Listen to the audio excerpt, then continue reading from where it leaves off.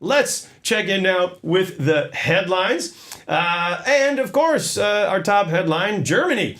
Germany is coming under increasing pressure to allow increased government spending to revive the German economy as well as the European economy. Finance Minister Wolfgang Schäuble continues to insist writing checks is no way to stimulate growth.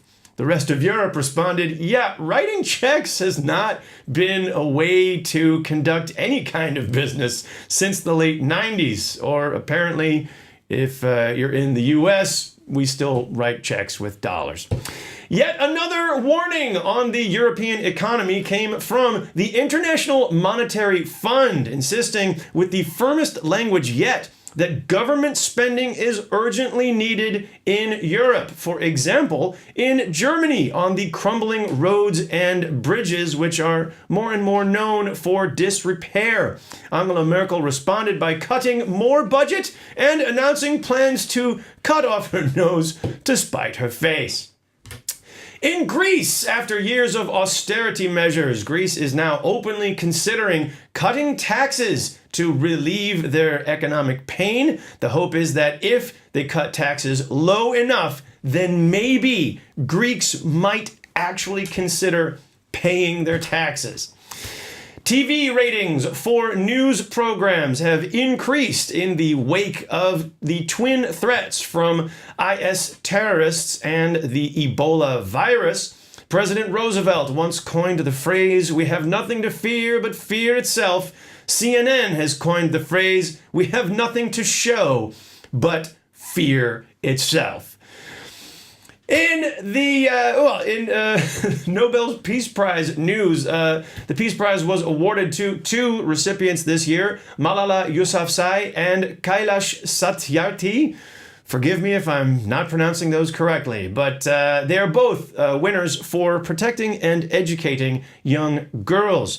Meanwhile, Nigeria also got a special prize for the most effective government repression of protesters, saying, "Bring back our girls to protect and educate them." The first guilty plea was reached in the LIBOR scandal, in which British bankers illegally manipulated the LIBOR, London Interbank Offered Rate, on a large scale with apparent ease. Prosecutors demanded cash fines as well as jail time for the guilty bankers, but after the bankers hacked the system, the sentence was somehow reduced to not jail time, but just 6 months on probation. Now, this week, we wanted to check in with our good news, bad news segment. This week, the new European Commission. The new EU Commission is due to take office on November 1st, so that's the good news.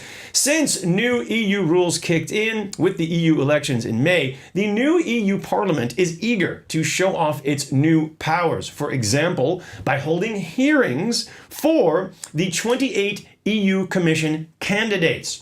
Bad news. It's not that much power. They can't vote out any single candidate. They only have like a one-time up or down vote for the entire slate of 28 candidates. Sort of like the US elections, where you have an option to tick a box for Republican slate. As in, I'll just vote for every Republican candidate regardless of their individual merit. For example, I'll vote for the pro-business guy who wants to cut red tape for small business, and the Jesus freak who thinks that every fetus should have a gun.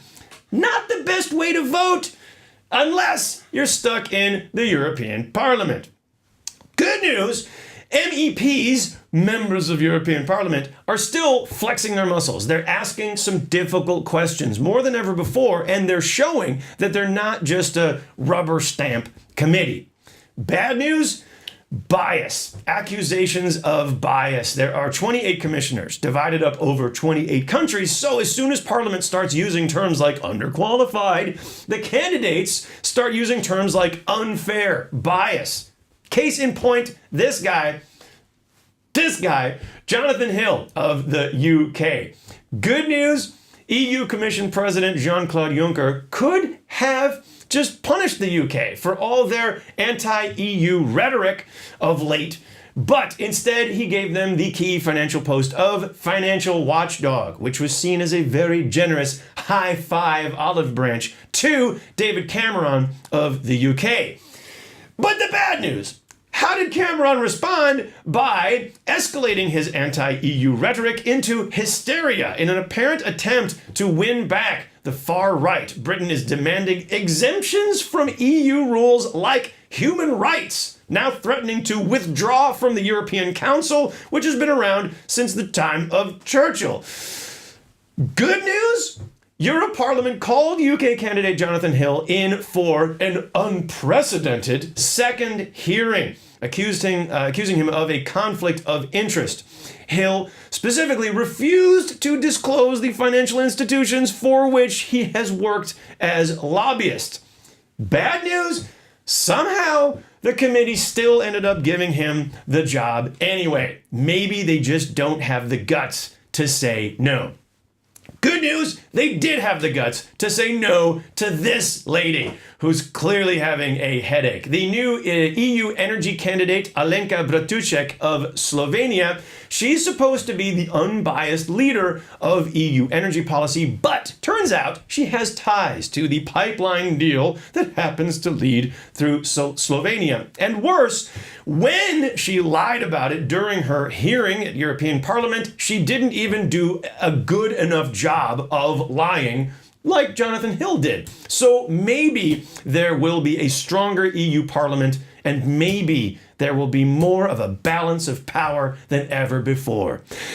Bad news, this right-wing Spanish dude has even clearer ties to the oil industry, and he's the new commissioner for climate action.